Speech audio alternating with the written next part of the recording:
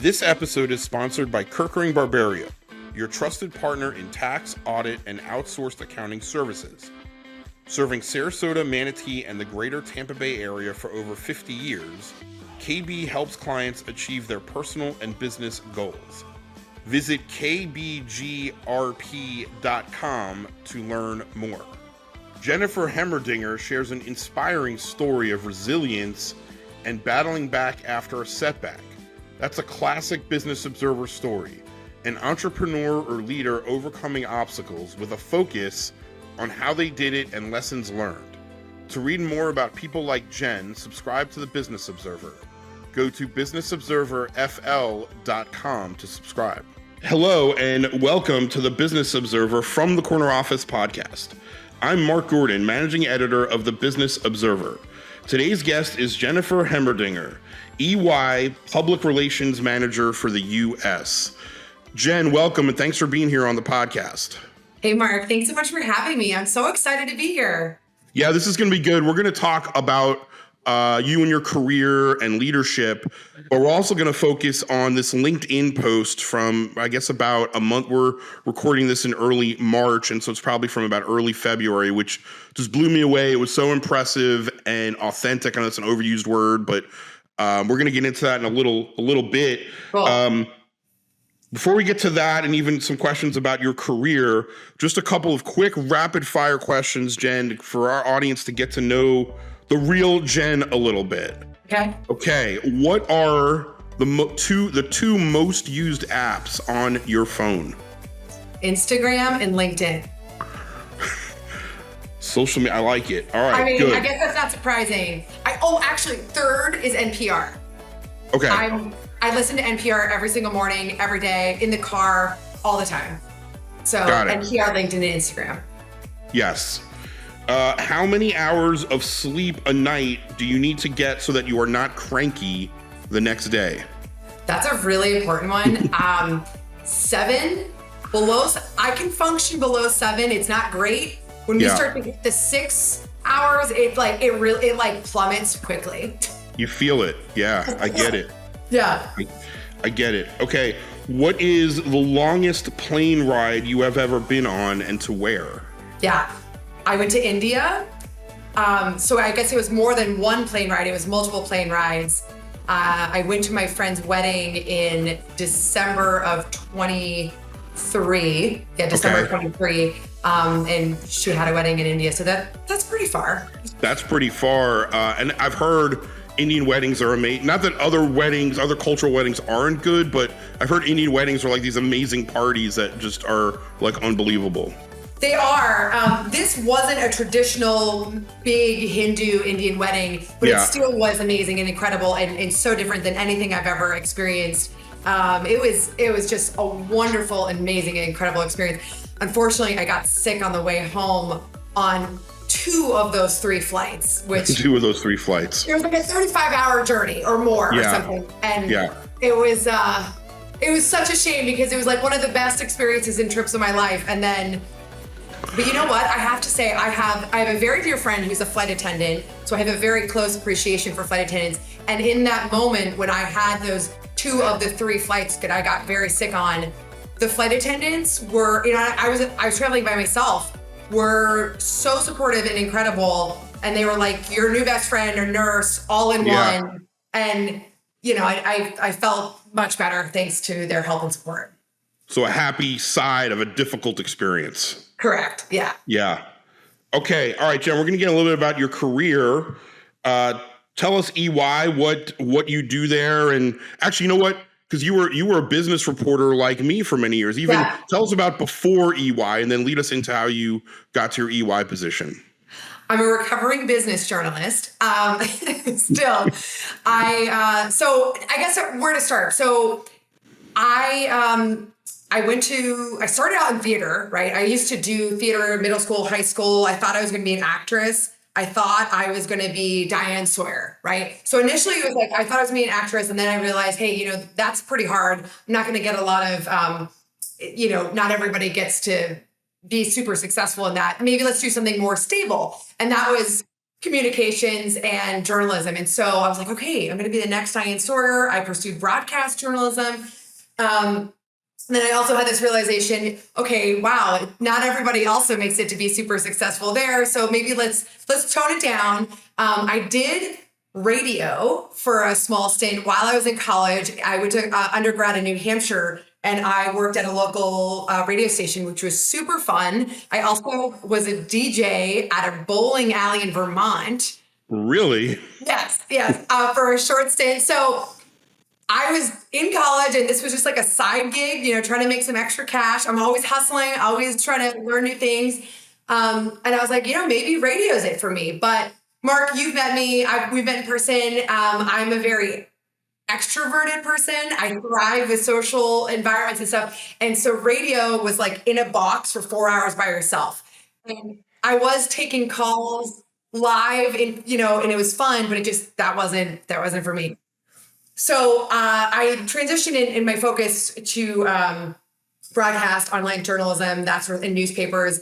And I graduated. I worked for the New Hampshire Union Leader, which was amazing, great experience. Worked at WBZ, the CBS affiliate in Boston. I grew up in New England. And so from there, I was like, all right, well, I worked for a little bit. I wanted to get experience there. And then I went to grad school. I went to grad school overseas in Wales. I wanted to get overseas experience and just broaden my horizons.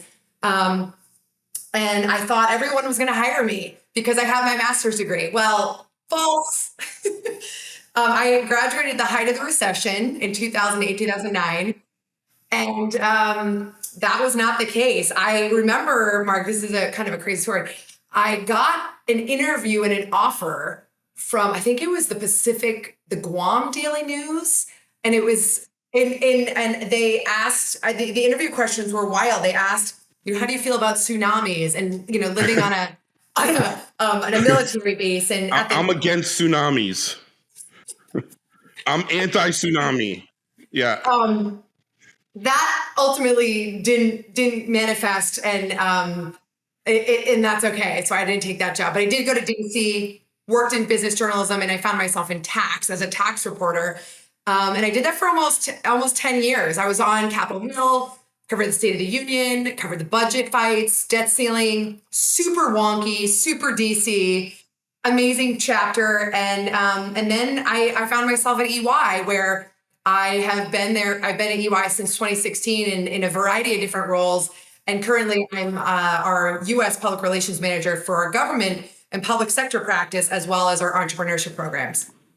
Yeah. Just real quick, because this might be too inside baseball for our non-reporter types listening, but the media, your trajectory is interesting to me because as I started as a print reporter for newspapers in New York and Philadelphia, and what people in my circle would always ask me is, when are you going to go to TV? As if TV was like the pinnacle, right? And you went the other way. You were like, you were going to be Diane Sawyer, and then you went to print, and you realized probably that print is, it's a little bit more serious, right? It's a little, more thoughtful than the soundbite journalism. I think that's funny, right? Have you seen that in your career? Like, when are you going to be on TV, Jen? Like that?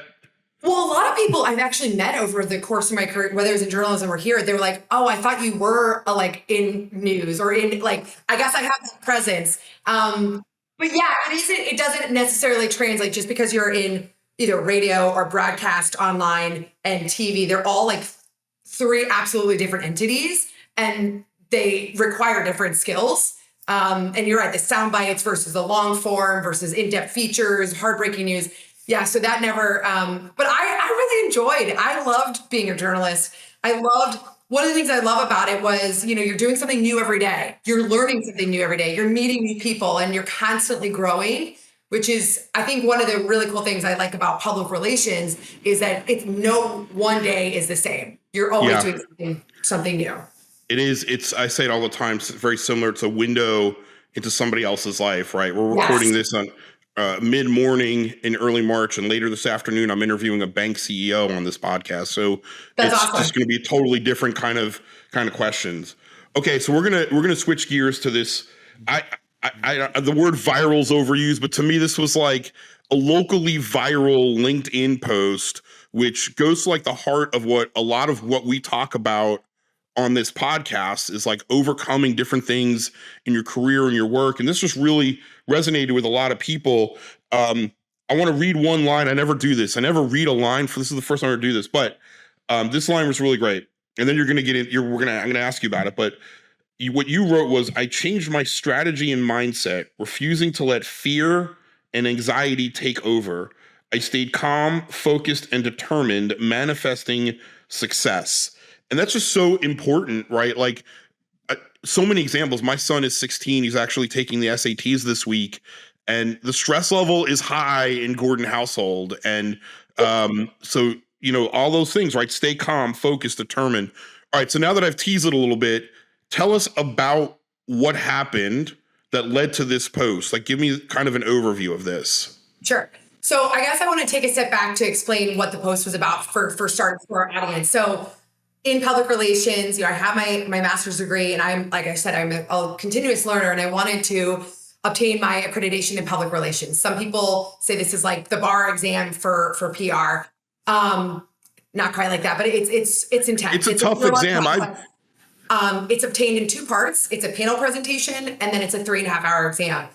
So I knew I wanted to pursue that. I had encouragement from Florida Public Relations Association. I'm very actively involved with our Central West Coast chapter here in Sarasota, which is amazing.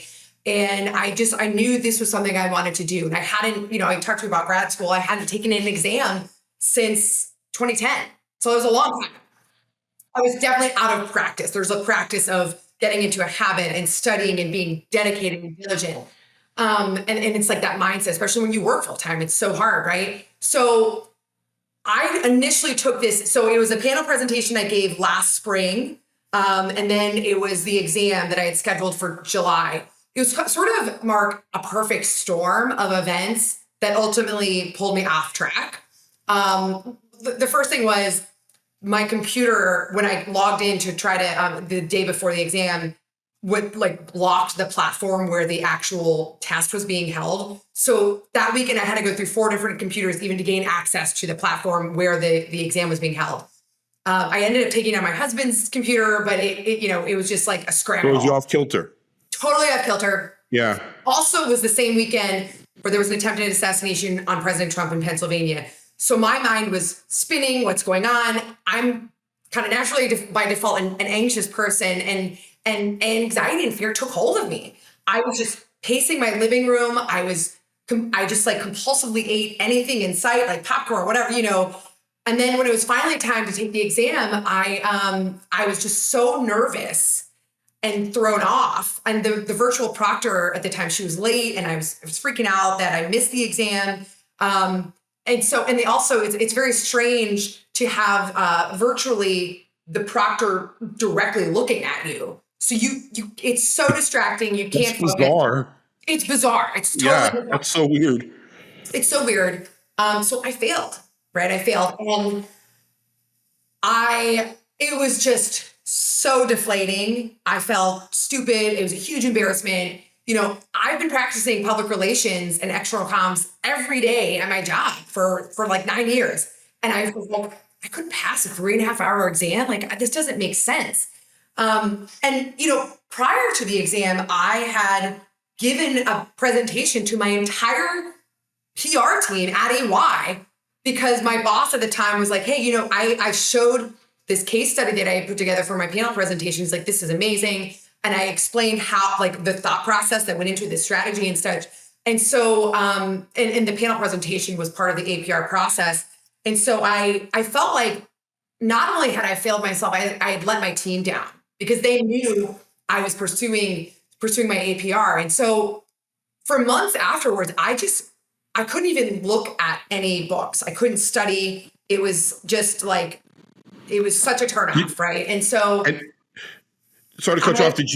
Did you tell, obviously you did. I mean, how did you tell your team? Like, how was that like, because you're writing this post, I failed. I was shattered and embarrassed. I felt like a huge failure. I mean, to talk me through that, like that process of telling people. It's interesting, Mark. I told my boss and my one of my counselors and mentors at the time, because they knew going into the weekend that I was taking it. And then that Monday I said I failed. And I didn't even talk. Looking back, I wish I had talked about it a little bit more but I kind of shut it down. And so one of the things I wanted to talk about was, I just told you I was like embarrassed. I was like ashamed. And so I was going to FPRA networking events. I went to our annual conference and I would just see all these newly minted APR professionals on stage being recognized. And it was just these constant reminders. They had passed the exam and I didn't. And I had, of course I was so excited and celebrating my peers, but I had this in my mind, like this little voice in my head saying like, this should have been you. And so I've since reframed that conversation and that negative self-talk and that comparison, right? Like we all compare ourselves in one way, shape, or form. And even if we don't realize it, right? It's just kind of human. It's who we are. In the months since I've taken the exam or over the last few months, I reframed that negative self-talk and comparison. And, I was saying we all compare ourselves and we don't realize it. It's just kind of human nature. And so instead of comparing myself to others and making myself feel bad for not having that thing, in my case, it was the APR, I saw it as a sign that like my desire is on the way. The light and sort of the joy manifestation that others were celebrating their lives is sort of a direct reflection of the manifestation that I wanted in my own life. And it was coming to me in greater ways, in ways that I couldn't even imagine. And this was something I learned from, she's a New York Times best-selling author and motivational speaker, Gabby Bernstein, and she's a coach. And she said, it's just such an interesting way to reframe it, right? Like when you see people living out their dreams for the ways that we desire in our own lives, it's just a sign and a reminder that that desire is possible and coming to us. So anyways, October 24, I attended an FPRA boot camp. I told myself to, Jen, get it together, pick yourself up. You need to retake this exam. And so I had done enough sulking. I had done enough of that. And that's where I like focus on the process, kind of what you said, Mark. And it wasn't necessarily the outcome. Well, of course, I wanted to pass the APR exam. I was just so committed to this process. And one of the words for this year, for 2025 for me, is surrender. And that was really a driving force in this whole process, just surrender and just trust the process. And so it was workout. I started going to a sauna and study. I just had this like Zen time in the sauna. I was listening to classical music. I was structured. I had a routine.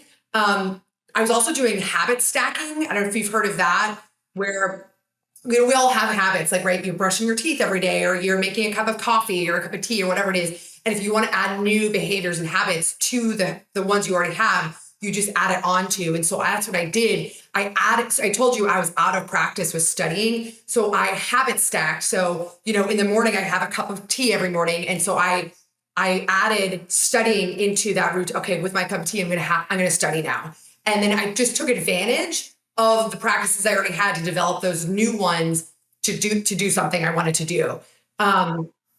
And then that goes for the flashcards too. I just became kind of like religious about studying my flashcards, like whenever, wherever I could. And so, so I created this awesome routine. I was like really proud of myself. But I told you earlier that I'm a very extroverted person who loves to thrive and be with people. And I was developing a lot of FOMO. And I declined every social engagement, including even dinners with my husband. But I just kept telling myself, like, this FOMO, this is going to be worth it for what I want to achieve, right? Like I just kept reminding myself. And so I also, Mark, I was writing down every day. I want to focus. I want clarity. I want to spend several hours studying today. And I just kept saying, like, I kept doing meditations, positive affirmations. I was practicing gratitude and appreciation. Like I was just totally transforming the way I was thinking about everything. And another thing I did was I removed distractions. I told you about the first time I took the exam and all the distractions I had. The distractions almost became a game to me when I was leading up to retaking this exam, where any distractions that would come into my head, I would like swipe left. It was just like, I was just swiping, like the dating apps all happen. I'm married And so that was something that helped me on my APR journey. And then I eliminated the negative self-talk. Our brains trick So us. important to do. It is, Yeah. and we all do that. We all have false narratives. 100%. Yeah. I'm not good enough. I'm not going to be able to take this exam. Maybe the APR wasn't meant for me. If they could do it, but maybe I wasn't made to do it. You convince yourself of these narratives without any facts in it, right? Exactly. Yeah. Exactly. And you tend to gravitate towards that negative. That's just like 100%. our default setting, right? Yeah. So to help combat that, I talked to you about, I started doing these meditations that lifted me up and sort of recentered me towards good feeling thoughts and saying like what I appreciated about myself. And like, Mark, it was literally as simple as I appreciated that I made a really good dinner or whatever, I appreciated that I went out, I made time to go on a walk today or whatever. And I truly began visualizing too. So I was manifesting this and visualizing passing this exam and what that would look like. And I started to believe that narrative. And that was what was that's what really would change the game. I also, at the beginning of this year, I created a vision board. And on that vision board, I have, and I'm looking at it right now, I have it in this, I see it every single day. I have sparklers and I have the words, it's your time to celebrate. And quick fast forward, when I did pass the exam and the local Central West Coast chapter of FPRA celebrated on social media, press release, all of the things. And then at the state level, FPRA shared this too. Some of the language, Mark, in the social media posts literally said, it's your time to celebrate. And when I saw that, and I had already manifested it. It was on my vision. I know this is like a little crazy, but like no, it's right. It's, as you said, it is your time. I thought you were going to use the word shine, but I think they're both similar in that way. Yes. Time to shine, time to celebrate. And then, so you took all this, you had this amazing experience, and then you had, I mean, I can't think of a better word than the guts to share it on social media. Yes. I've known you for, 4 or 5 years, and we run into each other at events, and yes. I have the honor of being interviewed by you on an FPRA podcast. So we've known each other. I had no idea about this, obviously, until I saw it on LinkedIn. And I think probably other people were like, holy moly. What was your thought process in putting that out there? And then second question, tell us about the response, because I think you got a lot of good, I saw a lot of good response. Tell us about that. I wanted to share my story because I think it helps inspire others to pursue their APR, but also to know that failure is okay and it's not something to be ashamed of. And it's how we grow and connect and we build character and grit. And, somebody I really admire is Sarah Blakely. She's the former CEO of Spanx, and she recently launched Sneaks. And she's someone who is, we talk about authenticity and vulnerable and putting yourself out there. And I think that's how we learn. That's how we share collective experiences. And you're right. The response, I actually didn't expect the responses I received, and it was overwhelming and amazing and incredible. And it was because people were sharing, so many people go through these super hard exams, but then nobody talks about it. And I didn't even think of that. I was like, oh, wow. And I was just doing it because that's who I am. I truly value being transparent with friends, coworkers, partners, whatever it is. And I also value being vulnerable and sharing, like I just said, sharing your experiences, because I think that's how we grow and connect and learn, right? Failure is okay. How are we going to learn if we don't fail and then try it again and keep getting up and try it again? And that's what's so important, I think, is sharing that, and hopefully it inspires other people to do that. Totally, absolutely, 100%. All right, awesome. Well, Jen, that's great. I want to get onto one other topic. You talked a little bit about mentors and leaders. What makes a good leader to you? What are some good leadership characteristics that you look for, either in your team or just in general in life? What are good leadership characteristics? The first one that comes to mind is vulnerability. And that is kind of what I was trying to embody with sharing my experience. And I think, this is a big one. I don't know if you watched Ted Lasso. Did you watch him? Yes. And it's so amazing how that was one core tenet that Ted Lasso had, right? And being open about your own struggles and weakness to build trust with your network and relationships. And Ted Lasso in the show, he shares about his mental health journey. And that's another one. I feel I'm probably more open than most people. And I just think that's the way you should build trust and connect with others. And relationships are so important to me. They're storytelling and relationships. It's just really at the heart of what I do and what I've done as a journalist and in PR. And so other leadership qualities is, like I said, transparency.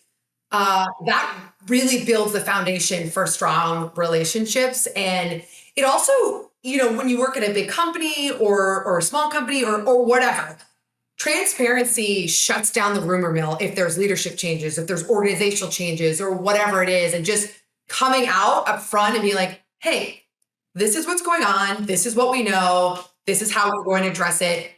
We'll keep you posted. You know what I mean? That kind of thing. Another quality that's really important to me, and I hope that I demonstrate this with my peers, is empathy. And empathy is such a interesting leadership quality that I don't know enough leaders embody, but it's so important. We have actually done some surveys on it, but it's about, actively listening and understanding your peers and colleagues. And it helps boost morale in the workplace. And it's really essential to kind of fostering an inclusive atmosphere with wherever you are and like helping make people feel like they belong and that they're encouraged to innovate and share new ideas is so critical. And it absolutely can be tied to retention and keeping people happier longer in their workplace. And then again, I talked about not, their leadership quality, not being afraid to fail and take risks. Yeah. And, that goes to Sarah Blakely, who I love and admire. Yeah. Awesome. You think Ted Lasso, right? You embodied it because didn't he say, be a goldfish, right? Have a short memory, right? Yes. So after you kind of got over yourself in that first part you talked about with the sort of feeling sorry for yourself, you were a goldfish and I want to do this. I'm going to get it done. 100%. Awesome. All right. Jen, before we go, you have your visioning board nearby. What else is happening in 2025 in your career or life that you can share with us? What's coming up the rest of the year you're excited about? I'm excited to just continue growing and learning. I'm the membership director with FPRA, with our Central West Coast chapter. Looking to grow that. I'm involved with the Junior League in Sarasota and the Sustainers and, looking to grow that. I'm also open to other opportunities. One of the biggest things that I love is giving back to our community. And we moved to Sarasota 4 years ago in September of 2020. And it has been an amazing place for us. And I think, I'm excited for what's in store. I don't know what that is. And I hope that there are more opportunities for me to give back. I'm involved with Big Brothers, Big Sisters and continue to establish myself here in the community that I've truly grown to love. And I've built this community that's amazing and so supportive. So I think that's probably, I don't have anything specific, just some great travels. That's pretty good. Yeah, I love to travel. And so I think, hopefully we're going to Puerto Rico at the end of this month. So I'm excited about that. Awesome. Yeah. All right. Well, this is going to be a really good way to end it because we always end, thank you for joining us. Jennifer Hemmerdinger, APR, Accreditation and Public Relations. Jen Hemmerdinger, APR, thank you so much for joining us on the From the Corner Office podcast. Mark, thank you for having me. I can't believe this time just flew by. I was like, it did. There's so much more to talk about. I love it. Thank you. Yes. Thank you for listening to the Business Observer From the Corner Office podcast. I'm your host, Mark Gordon. This podcast was produced by Reed Corley of the Corley Company in Sarasota. To hear more episodes of From the Corner Office podcast, go to businessobserverfl.com.